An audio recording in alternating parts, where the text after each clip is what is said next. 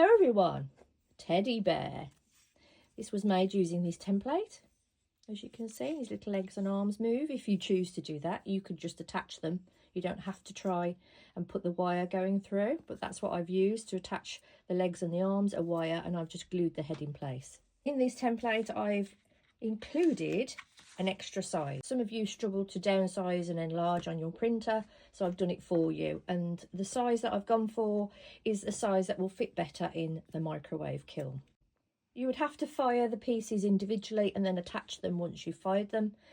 If you try to assemble the teddy bear and fire it in the microwave, it might be a little bit too big. It depends in the position and pose that you put him in as well. As you can see, you've got a left and a right side of the body. You've got these darts here, so you have to slip and score those, join them together, and then it gives you a cup, and then you join the two halves together like this.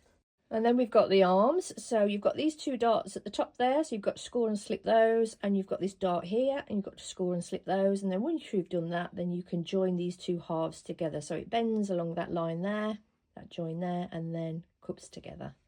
Same with the head, you've got to slip and score this dart here. This attaches to the nose, that's the tip of the nose there, and then once you've done that, you've got then the top of the head, and then this piece here slips in under his chin, just there.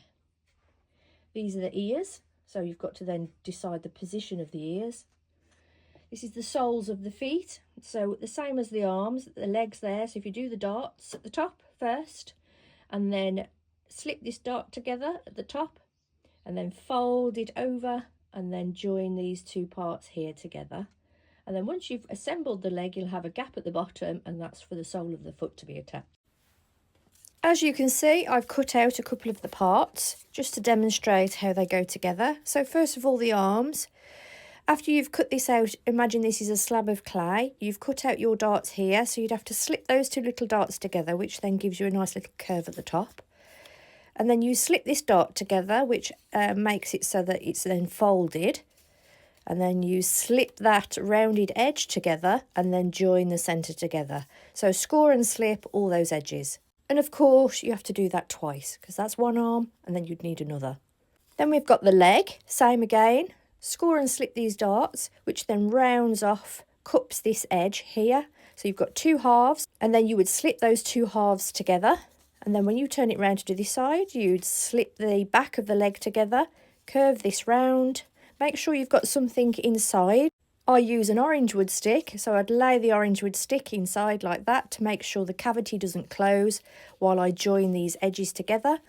And then at the very end there, once you've done that, you would then have a cavity like that at the bottom of the foot, and that's where you add the sole. And I've marked out the sole size there on the template, so you can use these, or you can just put the foot on a slab of clay and cut round.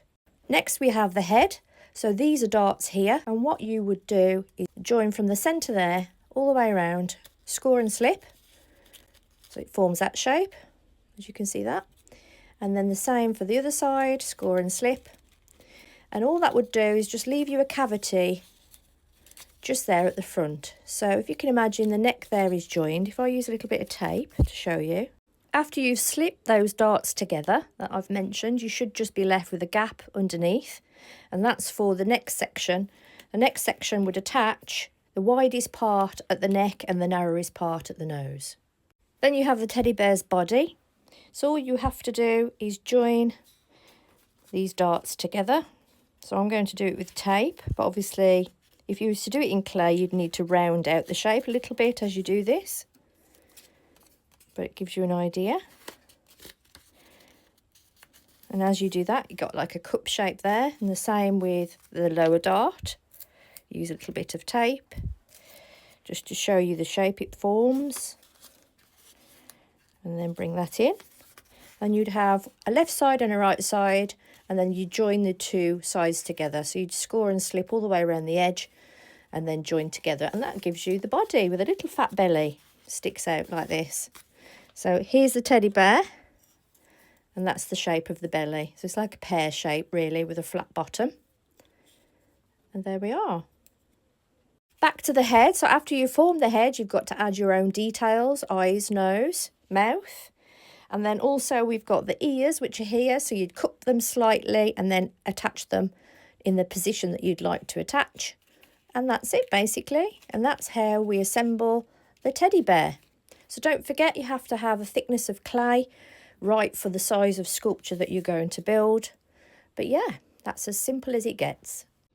And I would recommend, if you're going to do this size, do 5mm thick slab. If you're going to do the next size down, then take a couple of millimetres off. Thinner the clay, the better if you go smaller. Thicker the clay, the better if you go larger. So if you're going to go larger than the standard print, then you need to add a couple of mil to the thickness of the slab. I use grogged clay for my sculptures, and that's clay that's got fired powdered clay already added to it. You can buy it with it already mixed in, or you can buy the powdered grog and add it to the clay body of choice.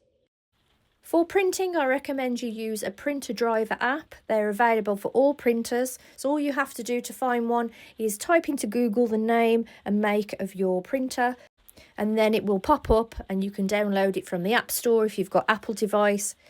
And basically it's free to use, and then you just click on the printer app and you then print from the printer app instead of from whatever free settings you've got to print on your device. That way you'll find you've got a lot more scope for size and manipulation, and that means you'll be able to make a lot more sculptures at different sizes. And of course, if you've got any questions, all you've got to do is send me a message on Etsy and I'll get back to you with the response. Thanks for watching, and don't forget to share with me your creation when it's finished, and I hope you really enjoy making this fantastic teddy bear. Don't forget to click subscribe if you're watching me from YouTube or any of my social media platforms. It all helps keep allowing me to share these tips and tricks with you all. Take care, see you all soon.